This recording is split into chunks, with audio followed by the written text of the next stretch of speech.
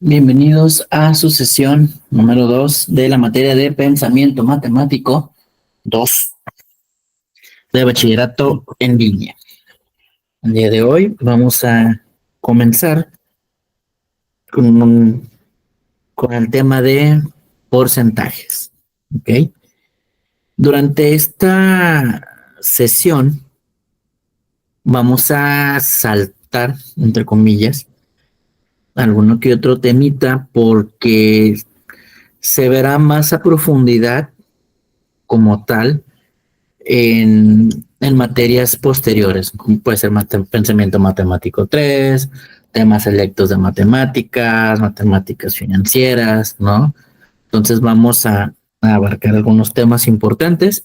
En este caso, por ejemplo, el manejo de porcentajes, ¿ok?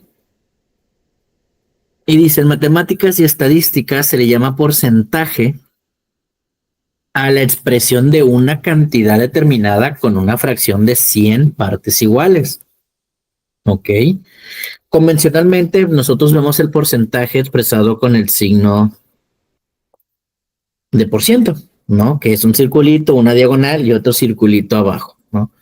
Acompañado de la cifra, por ejemplo, 25% o un cuarto, 50%, la mitad o 100%, todo. Entonces, con este tipo de expresiones se puede indicar cuánto representa una cifra de otra o del total de un conjunto de elementos. Por ejemplo, vamos a subrayar esto. Dice, si tenemos una bolsa, en una bolsa 100 manzanas, esa cifra total representa el 100% de las manzanas. O sea, 100 manzanas de cada 100. Si regalamos 50 manzanas a un amigo, 50 de cada 100 iniciales, nos quedaremos entonces con el 50% de lo que teníamos, es decir, la mitad. Y si de esa mitad resultan estar dañadas 25 de cada 100 manzanas iniciales, acabaremos únicamente con 25% de la cifra inicial, es decir, con un cuarto del total. ¿Ok? Dado este ejemplo, bueno, pues los porcentajes son sumamente útiles para expresar pequeñas proporciones o partes y comparar unas fracciones con otras. Por esta razón se utiliza a menudo en diferentes disciplinas como las matemáticas, como es estadística, matemáticas financieras, ¿no? Incluso en algunas otras áreas también se utilizan los porcentajes, ¿no? De hecho, su origen práctico en Occidente data del siglo XV como una herramienta para calcular los impuestos que correspondían a la corona, ya que es mucho más simple y práctico establecer porcentajes que operar con cifras fraccionarias. Por ejemplo, al decir 1 entre 1 equivale a 100 entre 100, es decir, 100% del total o todo. 1 entre 10 equivale a 10 entre 100, es decir, 10% del total, o sea, la décima parte de un todo. 1 entre 100 equivale a 0.1 entre 100, es decir, una parte o una centésima parte del total. Y basándonos en la misma lógica, bueno, pues un medio equivale al 50%, un cuarto equivale al 25%, 2/3 equivalen a un 66.6%, ¿no? Ahora bien, ¿cómo es que calculamos el porcentaje? Bueno, el porcentaje se puede ser sencillo con una regla de 3, ¿ok? Dice, por ejemplo, y volviendo al caso previo de las manzanas, si el 100% de las manzanas disponibles, que son 100 manzanas, alguien se come 3 sin que nos demos cuenta, el 100% pasa de ser 100 pasa a ser 97. Para nosotros calcular el porcentaje de una manera sencilla, utilizamos la regla de 3, donde podemos decir que nuestro 100% va a ser igual a la cantidad que tenemos total o a toda nuestra cantidad. Si nosotros quisiéramos saber, por ejemplo, a cuánta cantidad equivale tanto porcentaje, lo que hacemos es una regla de 3. Multiplicamos cruzado y dividimos entre 100. ¿Ok? Si nosotros quisiéramos saber de una cantidad cuánto porcentaje es del 100%, lo haríamos a la inversa. Multiplicaríamos la cantidad que tenemos por el 100% entre, en este caso, 450 para determinar cuánto tenemos aquí. Por ejemplo, dice, para calcular el porcentaje de un número debemos multiplicar la cifra por el porcentaje deseado y dividirlo todo entre 100. Por ejemplo, si queremos saber cuánto es el 30% de 450, basta que multipliquemos 30 por 450 y el resultado de eso lo dividamos entre 100, lo cual arroja que el 30% de 50 es 135. ¿Ok? Otra forma de plantearlo, bueno, pues es con la regla de 3, que dice, dado que el 100% es 450, entonces el 30%, ¿cuánto va a ser? ¿Ok? Vamos a resolver. Voy a borrar aquí, bueno, no borrar, voy a cambiar el color de la letrita, que ahí tenemos la respuesta, obviamente, pero lo vamos a desglosar paso a paso para que sea un poco más comprendible. ¿Ok? Dice, un trabajador desea saber cuánto le quitan de impuestos cuando cobra su salario. En la empresa le informan que le retienen aproximadamente el 15% de su salario mensual. Dado que dicho salario es de 1,500 pesos, ¿cuánto le quitan de impuesto mensualmente? ¿Y cuánto es la cifra que cobra en realidad? Basándonos en la regla de 3, ay, no se ve, en blanco, aquí está. Basándonos en la regla de 3, sabemos que 1,500 corresponde a el 100% de su salario.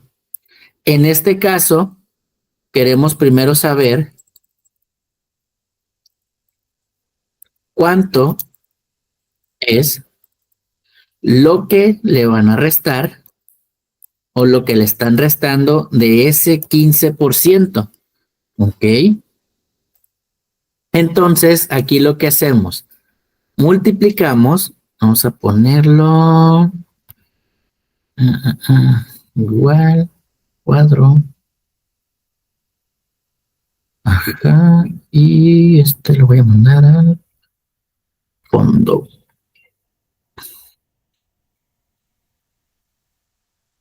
Ujú. Y este lo vamos a hacer en blanco. Ok. Insertar texto, cuadro de texto. Sencillo.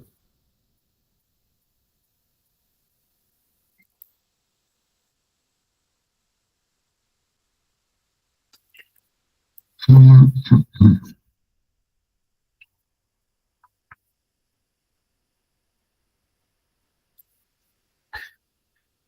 Ok.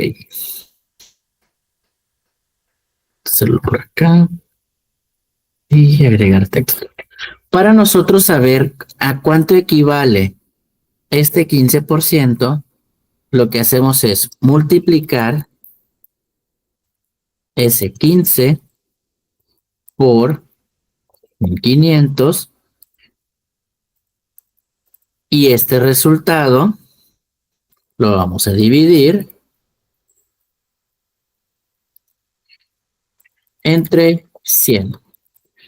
Entonces, lo que hacemos, 15 por 1,500, vamos a revisar nuestra calculadora. 15 por 1,500 serían 22,500 y esto lo dividimos entre 100 Y eso va a ser igual a 225,00. Quiere decir que a nuestro trabajador le descuento 225 mensuales. ¿Ok? Y de esos 225 mensuales, nuestra siguiente pregunta es, ¿cuánto es la cifra que cobra en realidad? Ya sabemos cuánto le descuentan.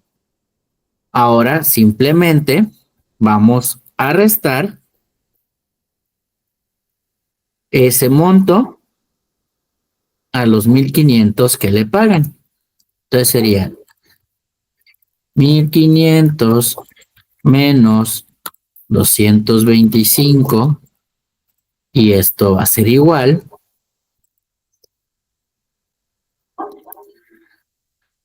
a 1,275, que esto es su cobro real.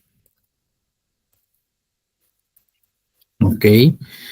Entonces, a nuestro trabajador le descuenten el 15%. Ese 15% lo obtenemos con una regla de 3, multiplicando, en este caso, de manera inversa, por 1,500 y luego lo dividimos entre 100. Y obtenemos nuestro descuento y nuestro cobro real. ¿Ok? Vamos ahora, igual con nuestro problema número 2. Vamos a revisar el otro ejemplo. ¿Ok? Dice, un trabajador de la misma empresa escucha a su compañero del ejemplo anterior y desea averiguar cuánto le quitan por impuestos. Dado que tiene mucha más antigüedad de la empresa, pues su salario es de 2,200 pesos, perdón, pero a él le pagan 1,870. Entonces quiere saber cuánto le quitan de impuestos y obviamente eso que le quitan, pues a cuánto equivale. Vamos a resolverlo y veamos, insertar formas, cuadro. Ok, a este trabajador cobra 1,870 con descuento y 2,200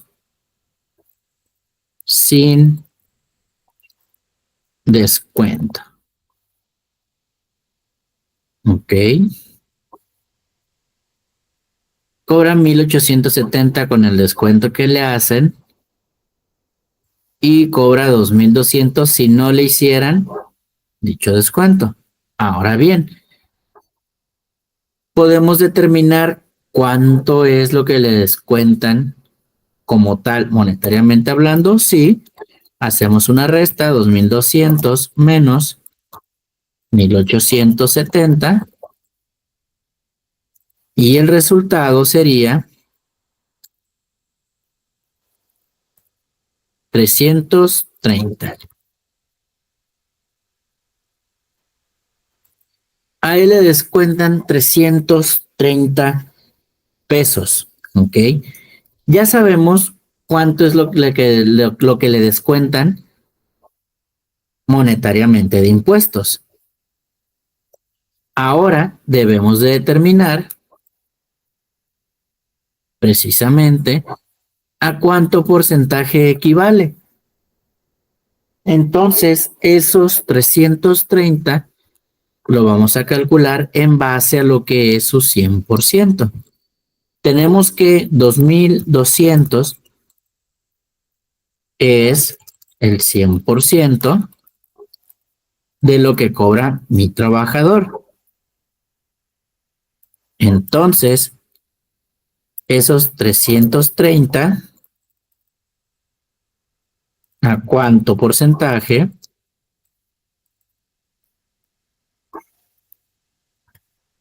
equivale. Ok. Misma acción, lo resolvemos con una regla de 3, donde nosotros tenemos 330 por 100 entre 2200. Y realizamos la operación. 330 por 100 serían 33,000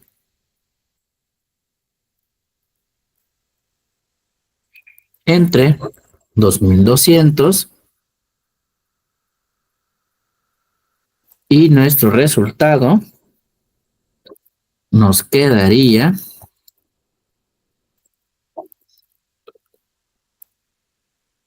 de 15%. ¿Ok? Entonces podemos determinarlo de cualquiera de las dos formas. ¿De acuerdo? Muy bien. Derivado de esto, vamos a proceder a realizar nuestra actividad número 9. Y si tenemos alguna duda, con toda la confianza, podríamos volver a explicar en caso de que surgiera alguna interrogante. Pasamos a la actividad. Nuestro cuadernillo. Acá está. A la actividad 9, que es precisamente el cálculo de porcentajes. Damos unos minutitos para la realización de la misma y retomamos con la explicación siguiente.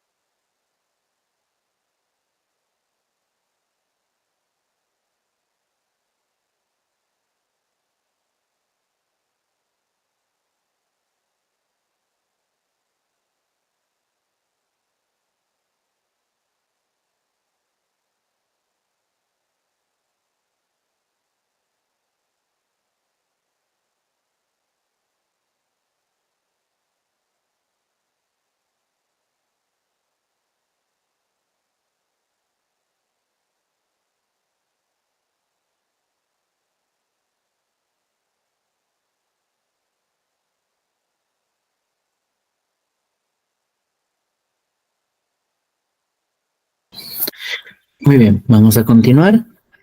Como les comentaba, va a haber algunos temas que se verán posteriormente y un poco más a detalle en materias posteriores. Entonces, nos vamos a centrar en aquellos temas que necesitamos reforzar un poquito más, que posiblemente no lleguemos a ver más adelante, ¿ok?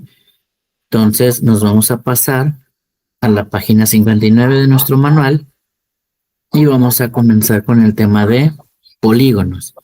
Tenemos ahí pendientes interés simple, interés compuesto, ahorro y deuda, pero pues esos son temas que veremos posteriormente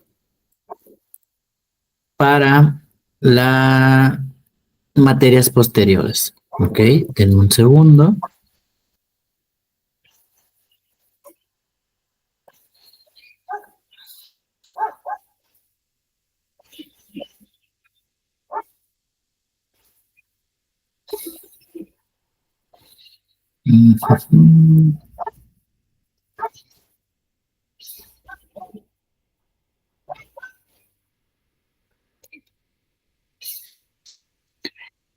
Un segundo.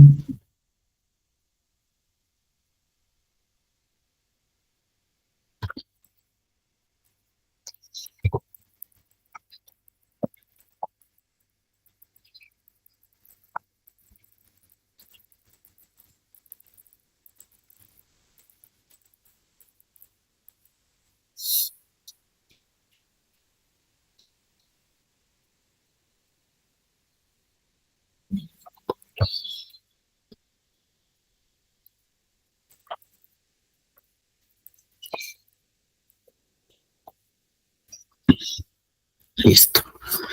Ok, polígonos. Dice, los polígonos son figuras geométricas planas que están definidas, perdón, por segmentos de rectas llamados lados, los cuales están unidos en puntos comunes llamados vértices. ¿Ok? Estos lados no se cruzan entre sí y cada lado comparte exactamente un vértice con el lado adyacente. Entonces, un polígono es una figura, obviamente, que debe de contar con tres o más lados, ¿ok? Y estos lados pues deben de estar unidos como tal, ¿de acuerdo? Deben de estar unidos. Un polígono es una figura plana cerrada formadas por segmentos de recta. Si hay alguna línea circular o alguna curvatura, no se considera polígono, ¿ok? Un polígono son líneas rectas y obviamente cerradas.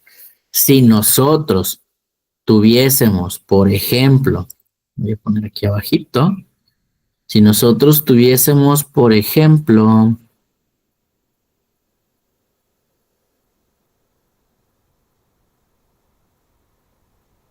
este que tiene una curva, algo así, no cuenta como polígono. Si tuviéramos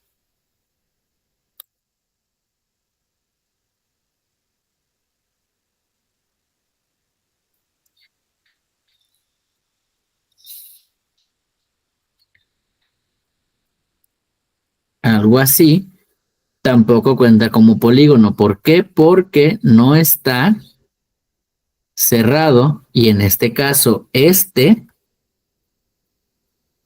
pues es una curva, ¿ok?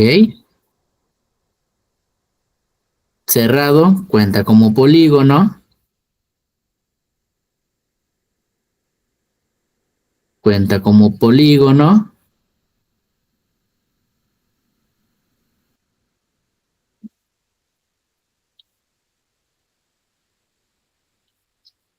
y cuenta como polígono, ¿ok? Deben de ser elementos como tal que estén unidos en un punto.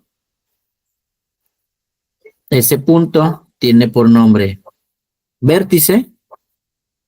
Obviamente tienen un lado y esos lados son esas líneas que también se les puede llamar aristas y tienen un ángulo, ¿ok?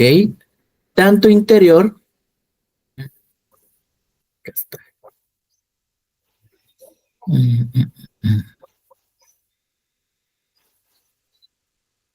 Tanto interior como también exterior, ¿ok? Tiene un ángulo interno y también pueden tener un ángulo externo, ¿de acuerdo? Los polígonos se clasifican por su número de lados. Por ejemplo, son polígonos trígonos, no triángulos, si cuentan con 3 lados. Obviamente los triángulos pues son unos de ellos. Cuadriláteros si cuentan con 4 lados. No necesariamente tiene que ser un cuadrado. Sabemos que un cuadrado pues tiene 4 lados, pero también un rectángulo lo tiene, también un rombo, un romboide, un trapecio, también los tienen, ¿no? Entonces, estos son considerados cuadriláteros. ¿Por qué?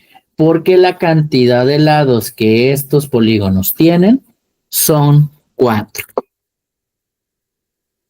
Tenemos polígonos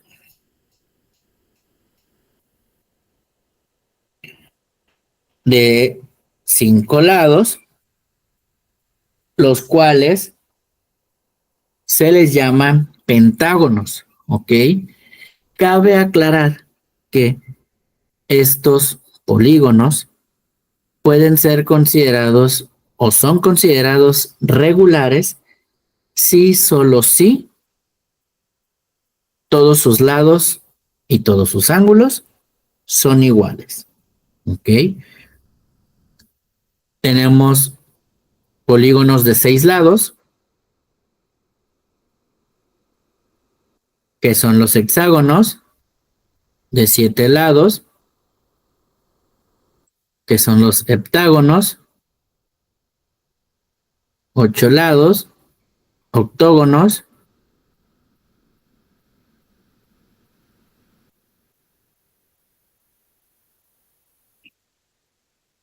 9 lados,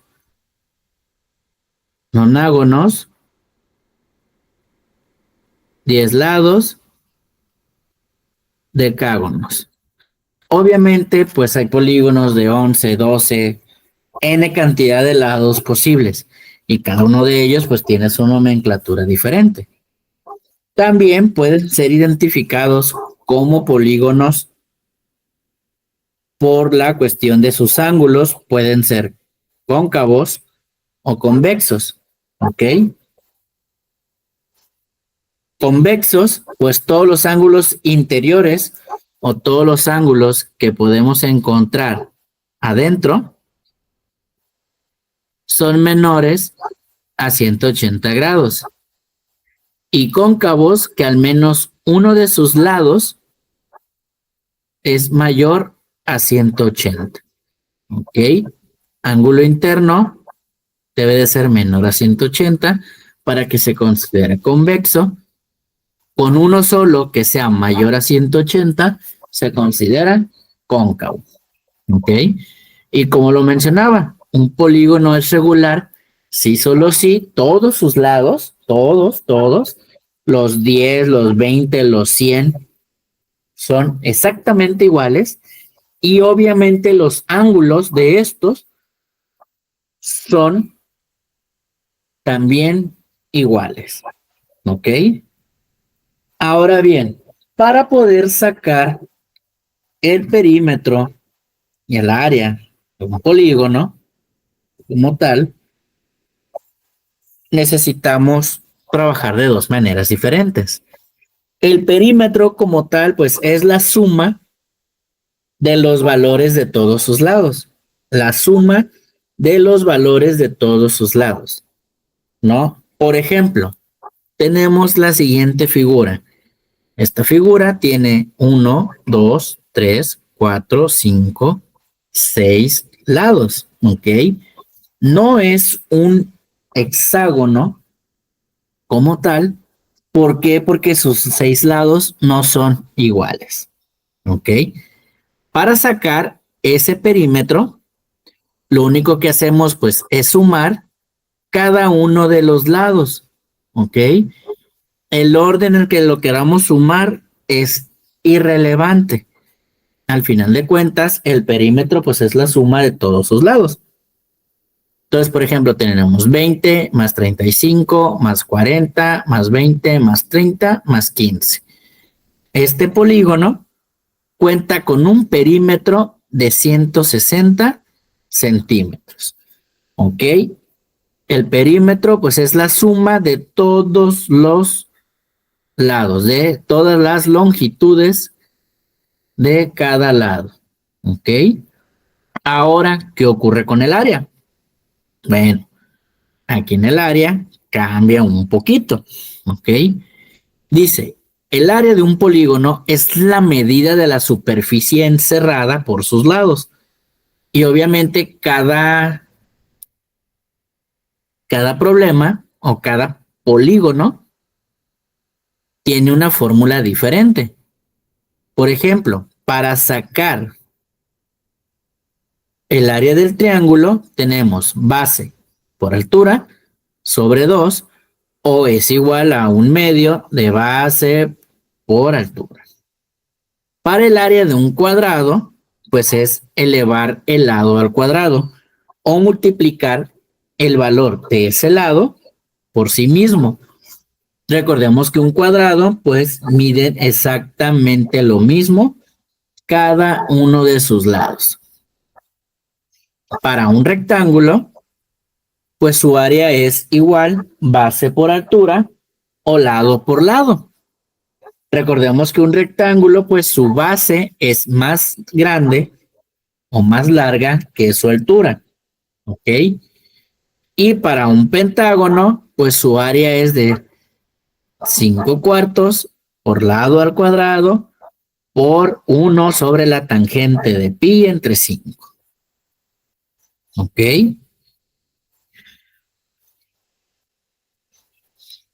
Ahora bien,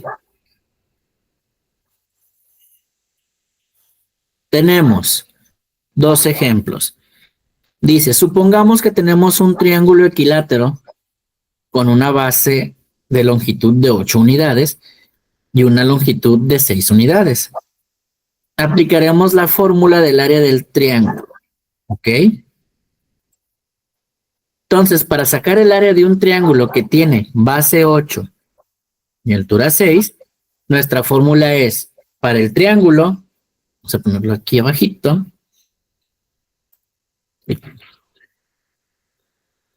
La fórmula de nuestro triángulo sería base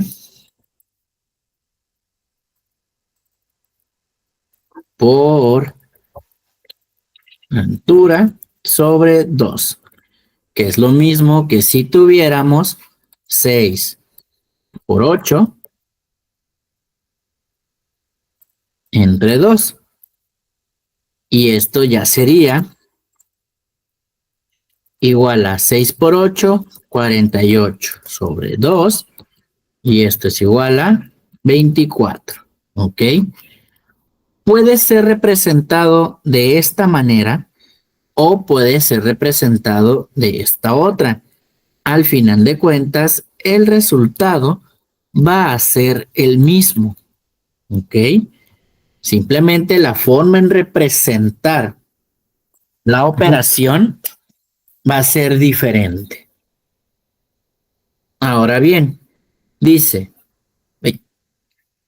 consideremos un triángulo isósceles con una base de longitud 10 y una altura de 7 unidades. Misma acción.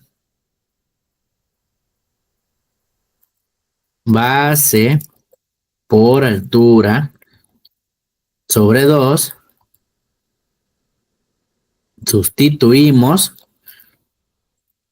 10 por 7 entre 2. lo que es igual a 70 entre 2, igual a 35, y en este caso, unidades. ¿Ok? Si nos damos cuenta, de cualquiera de las dos formas, nos genera el mismo resultado. Ahora bien, otro método para calcular el área de un polígono es el siguiente. Se calcula a partir de su perímetro y apotema. Sea P un polígono regular con n lados, su área será perímetro por apotema sobre 2. ¿Ok?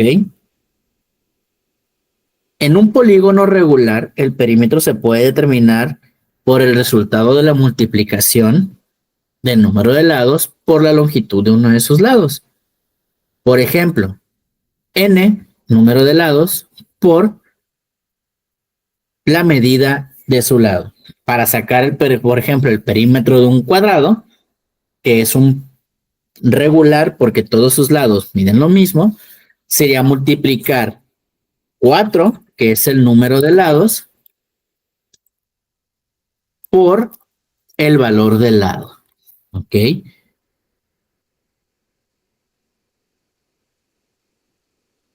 Por ejemplo, bueno, esto ya es áreas de triángulo. Distancias. Vamos a realizar la actividad 14. 3, 7, 9, 10, 12, 13, 14. Sistema de coordenadas y pares ordenados. No, a ver, 15, 16, no. Ok, antes de pasar a la 14 y a la 15, vamos a avanzar tantito. Pitágoras, teorema de Tales, congruencia, triángulo de Napoleón. Ok, 14 es distancia. Nos vamos a ir a la página. Acá está. 73. Ok. Para poder resolver un poquito más sencillo la actividad 14, vamos a recorrernos y avanzar un poquito a la página 73 para ver lo que es precisamente un sistema de coordenadas. Ok. Puesto que lo ocupamos para la actividad 14. Dice, de acuerdo con la UNAM en 2011, un sistema de coordenadas está constituido por dos rectas perpendiculares, X y Y, ¿ok? Que se intersectan en un punto O llamado origen. Las líneas perpendiculares son aquellas que se unen entre sí en cualquier punto de la recta. En este caso, estas se unen en un punto centro llamado origen, ¿ok? Una de las rectas pues está en posición horizontal y se llama eje X, y la otra está en posición vertical y se le llama eje Y. De igual manera, esta divide a nuestro plano en 4 secciones y a esas secciones se les llama cuadrantes. ¿Ok? En cada punto de nuestro plano se asocia una pareja de números en un orden, el cual se le llama parejas ordenadas. Cada pareja de números se encierra en un paréntesis, XY, y en el interior de dicho paréntesis están los números separados en una coma.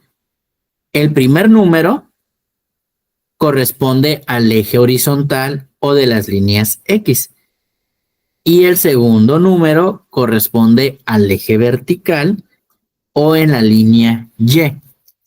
¿Ok? Por ejemplo, ¿no? En nuestro primer y cuarto cuadrante, cuadrante 1, cuadrante cuarto, las X son positivas y del otro lado las X son negativas. ¿Ok? Para el cuadrante 1 y cuadrante 2, las Y son positivas y abajo son negativas. ¿Ok? Dice, para graficar puntos es necesario distinguir y localizar el valor de X en X y después hacer lo mismo en Y. ¿Ok? Vamos a verificar, por ejemplo, aquí, en nuestro ejemplo. Dice, localiza en el plano cartesiano los puntos A, 3,1 y B, menos 2,4, C, menos 2, 0 y D, 1, menos 3. ¿Ok? Entonces, en nuestro primer plano dice 3,1.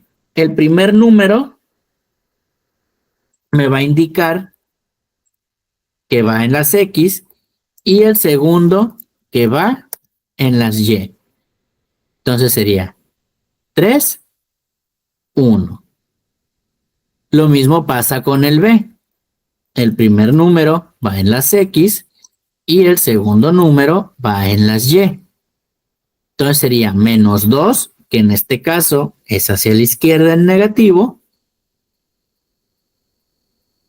y menos 4, que en este punto de nuestro plano va hacia abajo.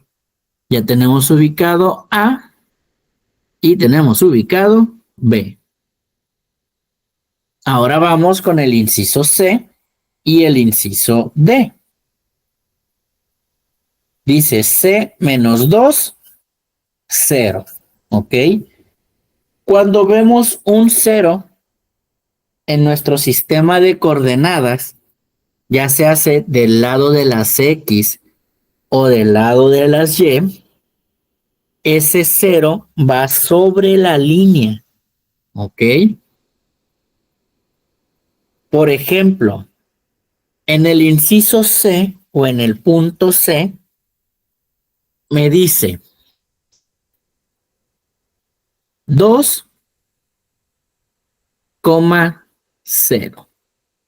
Entonces sería menos 2, tengo 1, 2, y como está en 0, queda sobre la misma línea porque no se recorre ni hacia arriba ni hacia abajo. ¿Ok? Ahora mi inciso D me dice 1 menos 3. Entonces es 1 menos 3. Y aquí es de donde se ubica precisamente mi segundo punto. Tenemos punto A, punto B, punto C, punto C y punto D. ¿Ok? Aquí en estos ejemplos, bueno, pues se utiliza la flechita para indicar cómo es que se ubicó. ¿Ok? Regularmente, pues no lo hacemos en el plano. ¿Ok? Ahora, por ejemplo, veamos otro ejemplo. Dice, observa los puntos localizados en el plano y haz una tabla que se muestra para cada uno su abscisa, ordenada, coordenada y cuadrante. ¿Ok? Dice, punto A va de 1 a 2. ¿Ok? Entonces sería 1 y sube a 2. Tenemos aquí nuestro punto A. Punto B de menos 2 a 1. Bien ubicado. Punto C de 0 a menos 2, que está aquí abajito. Y punto D, que va de 3 a menos 1. ¿Ok? Y así es como ubicamos puntos en nuestro plano cartesiano. Ahora bien, para poder resolver la actividad 14, necesitamos analizar la distancia entre puntos, puesto que para poder calcular, por ejemplo, el perímetro de esta figura, necesitamos saber cuánto mide cada lado y no tenemos medidas. Entonces, ya vimos cómo ubicar nuestro sistema de coordenadas. Ahora lo que tenemos que hacer es identificar en qué punto está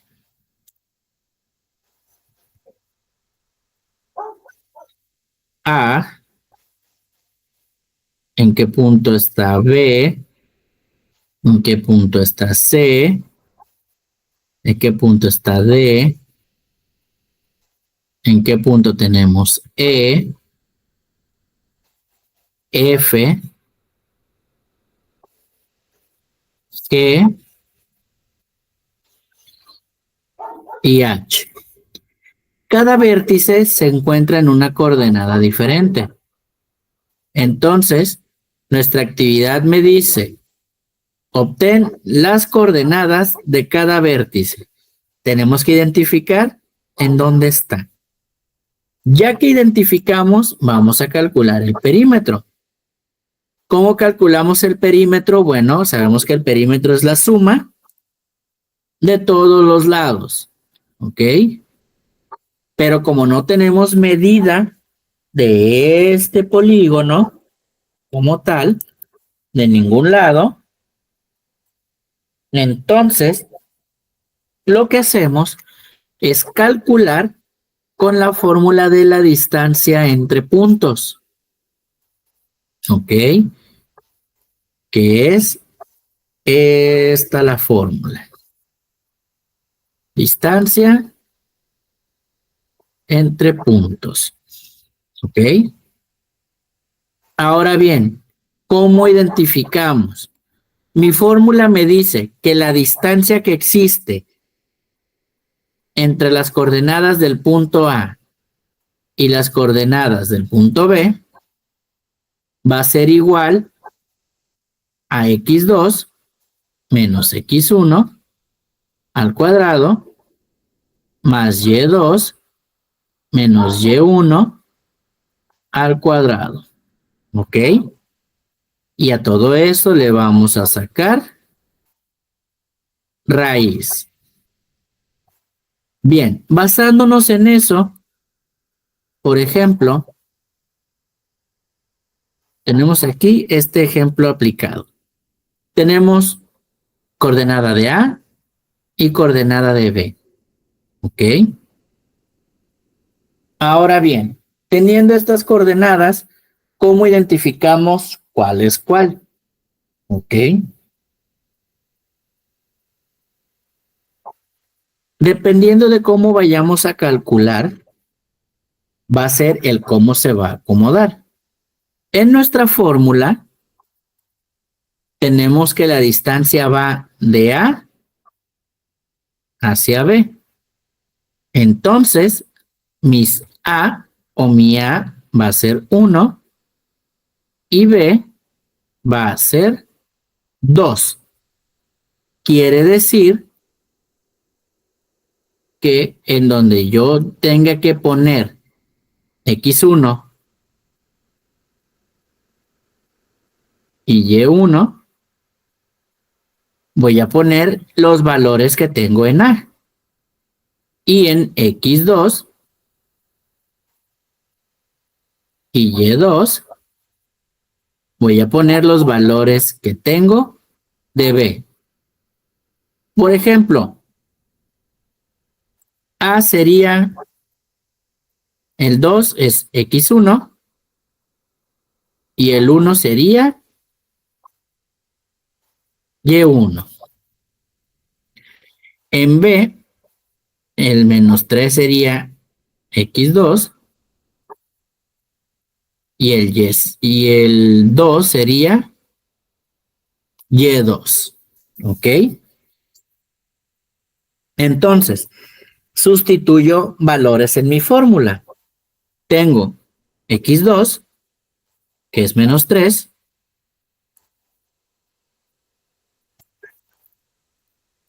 X2, que es menos 3, menos el de mi fórmula, X1. Y X1 vale 2. Todo esto, el resultado de esta resta se va al cuadrado. Misma acción, más de mi fórmula, Y2, que vale 2,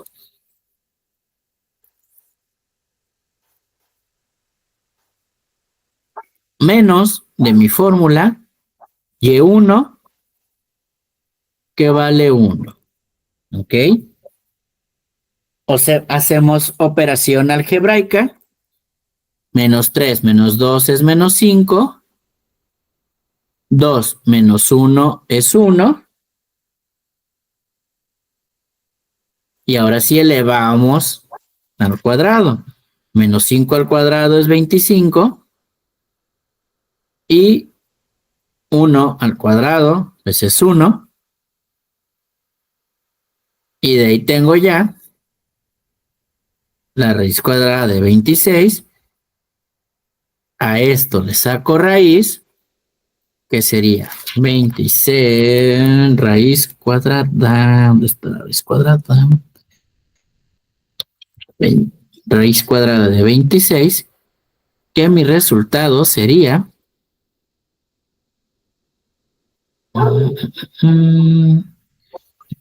texto. Mi resultado de esto sería 5.09. Y este sería mi resultado final de esta distancia. ¿Ok? Este se fue de más. Y este también se fue más. ¿De acuerdo? Estos están de más.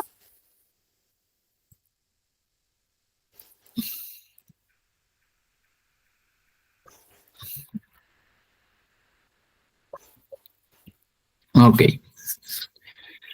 Y así es como yo determino cuál es la distancia que puede existir entre uno y otro. Basado en ese término, ahora sí, procedemos a realizar actividad número 14, porque vamos a calcular. Primero vamos a obtener coordenadas, ya después sacamos el valor de cada lado o de un solo lado, y de ese lado pues lo multiplicamos por el número de lados para calcular el perímetro. ¿Ok?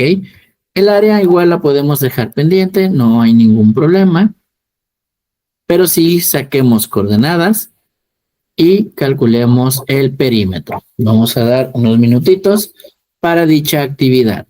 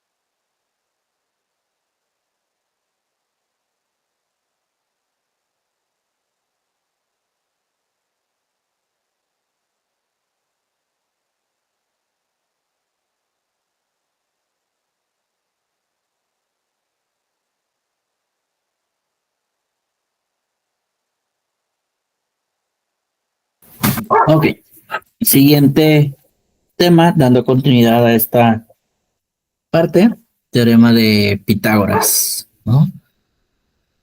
Estamos en la página número 69. Dice, el teorema de Pitágoras es un principio fundamental en la parte de geometría que establece una relación entre los lados de un triángulo rectángulo. ¿Ok? Un triángulo rectángulo, pues es aquel triángulo en los cuales uno de sus lados, en conjunto con el otro, forman un ángulo recto como tal. ¿Ok? Gracias al teorema de Pitágoras se pudo profundizar en el estudio de este campo de la geometría, haciendo posible y sin incrementar el conocimiento de la geografía y por consecuente la elaboración de mapas, ¿no? Para poder triangular. Este teorema es uno de los pilares de conocimientos en arquitectura e ingeniería y nos va a permitir calcular distancias y medidas necesarias para ciertos proyectos. En el teorema de Pitágoras nos dice que el cuadrado de la hipotenusa de un triángulo rectángulo cualquiera va a ser igual a la suma del cuadrado del primer cateto al cuadrado más el segundo cateto al cuadrado. ¿Ok? Nuevamente, el teorema de Pitágoras nos dice que la hipotenusa al cuadrado de cualquier triángulo rectángulo va a ser igual a la suma de los cuadrados de sus catetos. En un triángulo rectángulo, los catetos son los lados y puede ser cateto opuesto y cateto adyacente y la hipotenusa. ¿Ok? Basándonos en esto, las letras A y B representan los catetos o lados de un triángulo y la letra H la hipotenusa. ¿Ok? Dice, un triángulo rectángulo es aquel que tiene un ángulo de 90 grados, como lo podemos ver aquí. ¿Ok? Que es también un ángulo recto. ¿Ok? Los lados que forman el ángulo recto se les llama catetos. El lado opuesto y el más largo se le llama hipotenusa. ¿Ok? Entonces, en nuestro triángulo rectángulo, del lado que veamos que se está formando el ángulo recto, serán los catetos y por ende, el lado más largo va a ser la hipotenusa. ¿Ok? Dice, el teorema de Pitágoras es solamente aplicable a este tipo de triángulos. Y para realizar el cálculo necesitamos conocer el valor de dos de los lados, ya sea el valor de los catetos de ambos o el valor de un cateto y de la hipotenusa, ¿no? Por ejemplo, dice, a continuación, presentamos un ejemplo que muestra un triángulo rectángulo del que conocemos la medida de los catetos, pero necesitamos saber cuánto mide la hipotenusa o su lado más largo, ¿ok? Dice, sabemos que los catetos pues miden 6 y 8, ¿ok? Respectivamente, y necesitamos saber, dibujar, aquí está. Necesitamos saber cuánto vale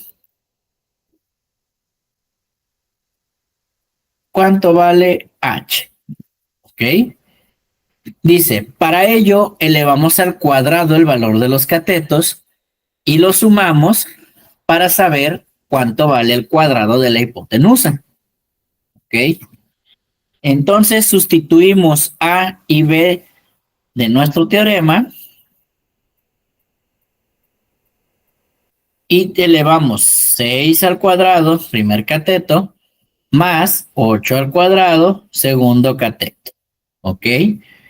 Recordemos que el elevar al cuadrado algún número es multiplicarlo por sí mismo.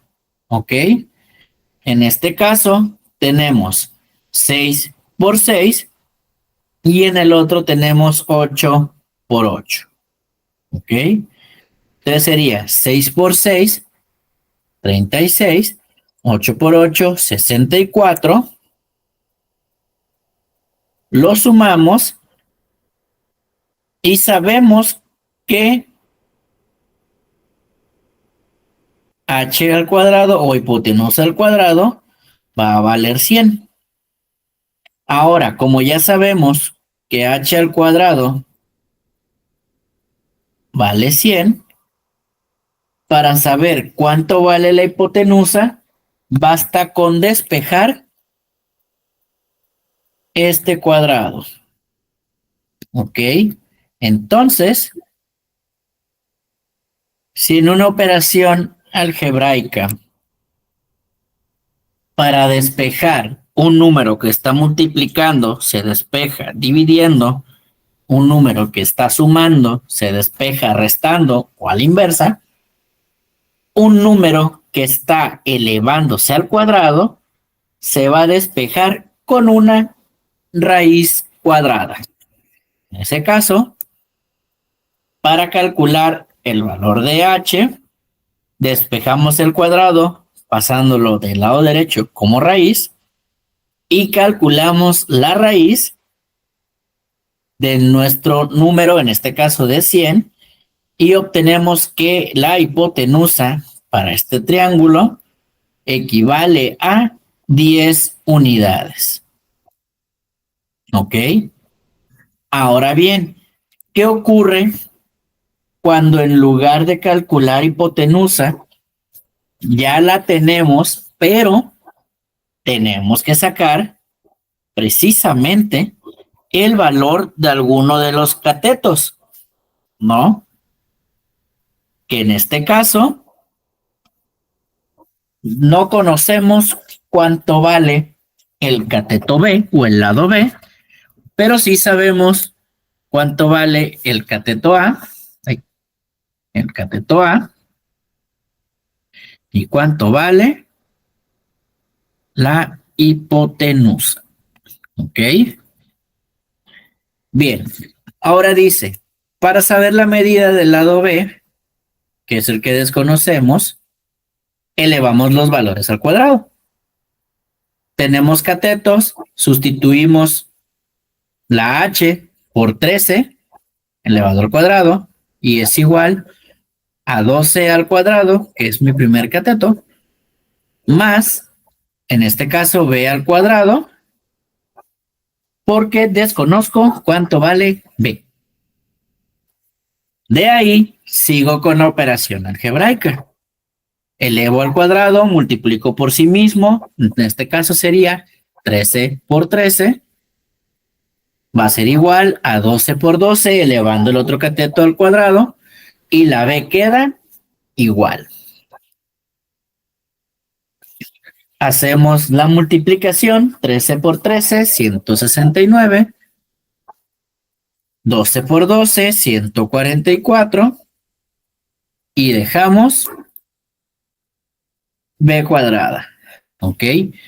Ahora, dice, para hallar el valor de b cuadrada, tenemos que restar al cuadrado de la hipotenusa, el cuadrado del cateto. Nos estamos enredando, entonces simplemente lo que hacemos, vamos a dejar la b cuadrada sola. Como el 144 está sumando, pasa del otro lado, restando. ¿Ok? Entonces sería b cuadrada va a ser igual a 169 menos 144, lo que me da un resultado de 25. Al igual que el ejemplo anterior, b cuadrada vale 25. Necesitamos saber cuánto vale la b sola. Despejamos si está en potencia, lo pasamos como raíz y tenemos b va a ser igual a la raíz cuadrada de 25 y por ende b va a ser igual a 5. ¿Ok? Y así es como aplicamos el teorema de Pitágoras para poder determinar los valores de algún cateto o también el valor de la hipotenusa. ¿Ok? Basado en esta parte y en esta pequeña explicación, vamos a pasar a realizar la actividad número 16 de nuestro cuadernillo y actividad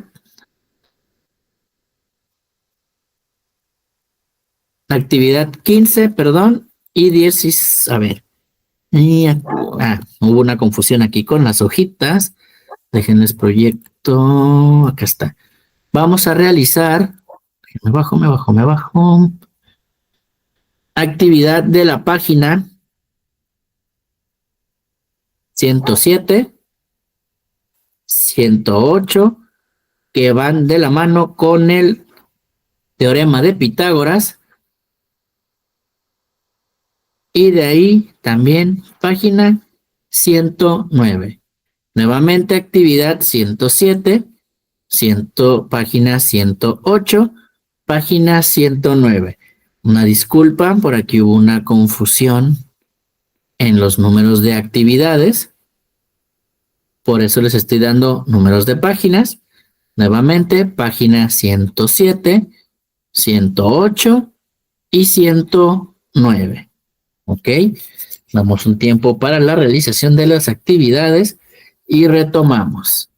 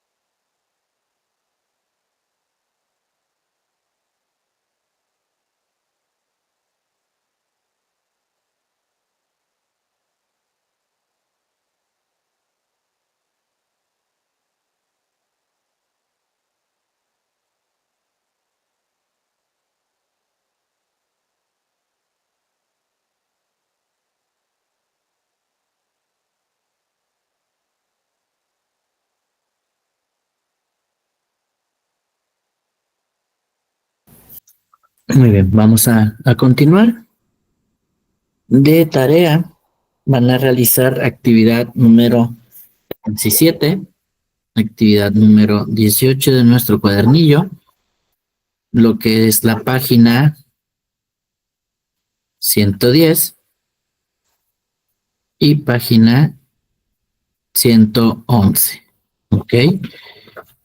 Y vamos a explicar ahora el tema de funciones. Nos pasamos a la página 85. ¿Ok? Y dice funciones.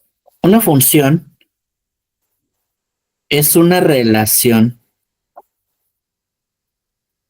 tal que cada elemento del dominio está relacionado con uno y solo un elemento del codominio. Por ejemplo, si f es una función con dominio A y codominio B, su representación se lee de esta manera. La función va de A hacia B. ¿Ok? En cuanto a lo que son notaciones, bueno, la imagen de un argumento X bajo una función f se denota como y igual a f de x y se lee y igual a f de x. Tenemos el siguiente diagrama. Tenemos A y B. A y B son dos conjuntos y estos conjuntos tienen información. ¿Ok? En una función, en este caso,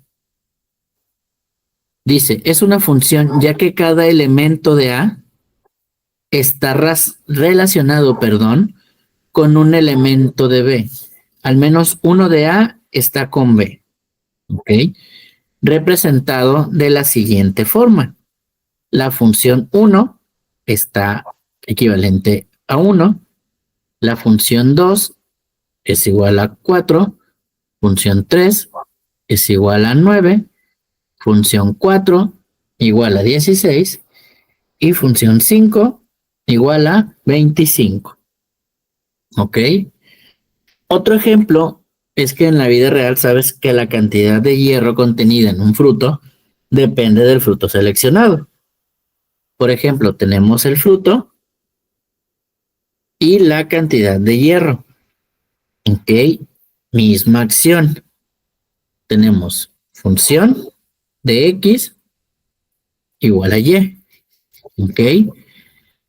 Tenemos conjunto A o función aceituna es igual a 1.6. Función ciruela pasa es igual a 3.9. Función higo seco es igual a 4.0.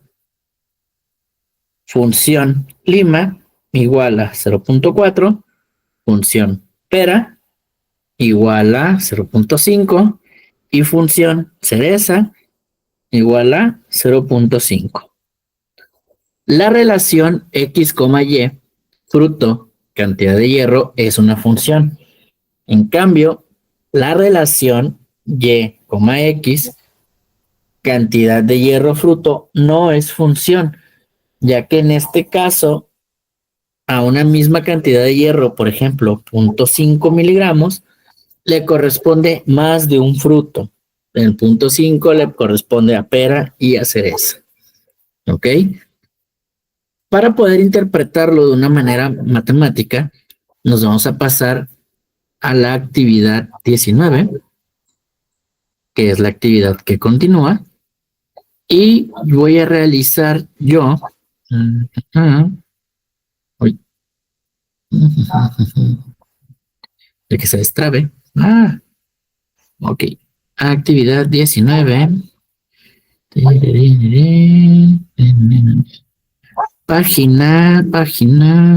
acá está,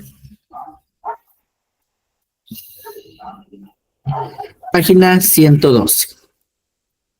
¿Ok? Bien. Dice, a partir de las reglas de correspondencia encuentra el codominio e indica si se trata de una función o una relación. ¿Ok?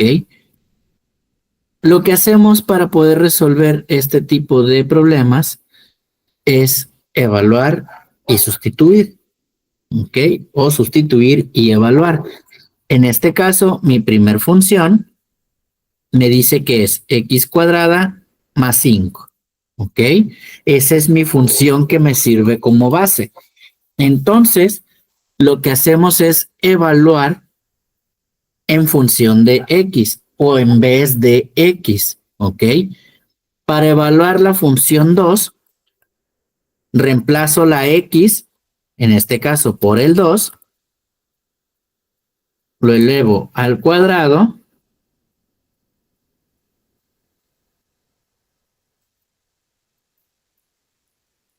lo elevo al...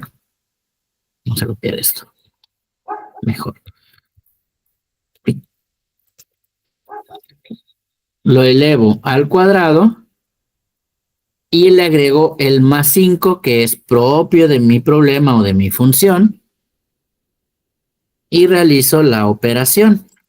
En este caso, 2 al cuadrado sería 4 más 5 y esto es igual a 9. No, ¿por qué le puse 6?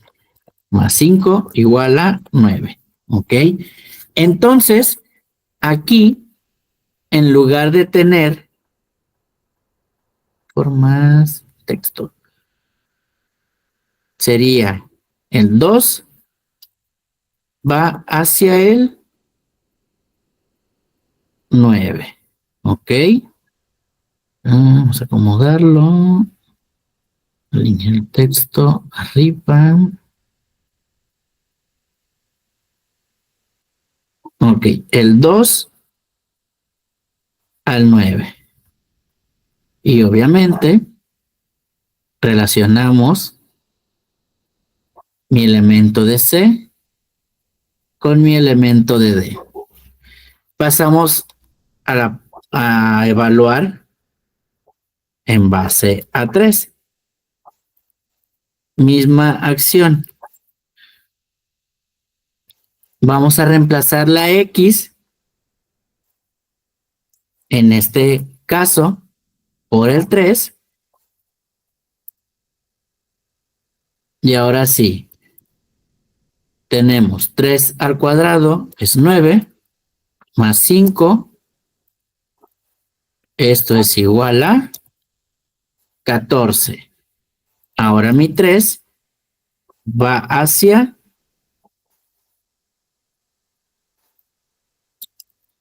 el 14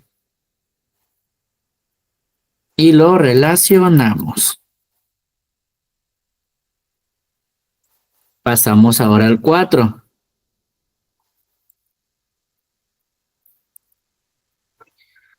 Reemplazamos mi X, que en este caso vamos a evaluar en función de 4. Y ya sería 4 al cuadrado. Vamos a borrar acá y a borrar acá. 4 al cuadrado, pues 4 por 4 sería 16. Más 5, mi resultado es 21. Entonces sería 4, y aquí es 21. Igual, relacionamos 4 con el 21. Y nos queda el 5. Ok. Ponemos nuestra función. Reemplazamos la X.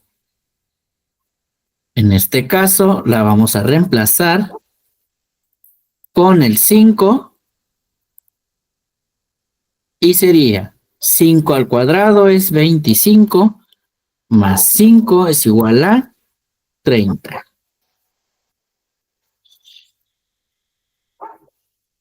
Y entonces sería aquí 30. ¿Ok? Y misma acción los relacionamos, ¿ok? Esto que acabo de hacer yo aquí es lo mismo que se va a hacer aquí abajo, ¿ok? La X se va a reemplazar por el valor que esté adentro del paréntesis y se va a hacer la operación, ¿ok? Damos unos minutitos para este ejercicio y retomamos ahorita para hacer el cierre de nuestra sesión.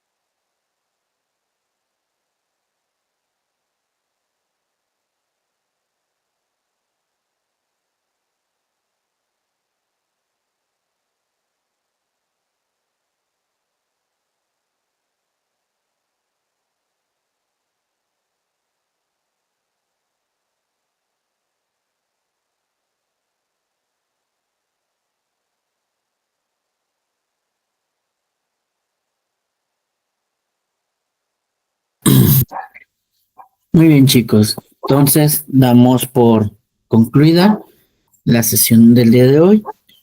Van a realizar de tarea actividad, las últimas 3 actividades que nos quedan pendientes para el transcurso de la semana. Ya saben dónde cargar sus evidencias. Por el día de hoy damos por concluida la sesión y nos estaremos escuchando nuevamente en la siguiente sesión. Hasta luego Maestro, y que tengan, dígame, ¿cuándo tenemos que entregar la tarea? No alcancé a escuchar. más tardar, creo que es el miércoles o jueves, Yajaira. Ah, ok, muy bien, ¿No? gracias. Claro que sí. Buenas Entonces noches. estamos pendientes y cualquier cosa, estamos a la orden. Sí, gracias, bye. Hasta luego.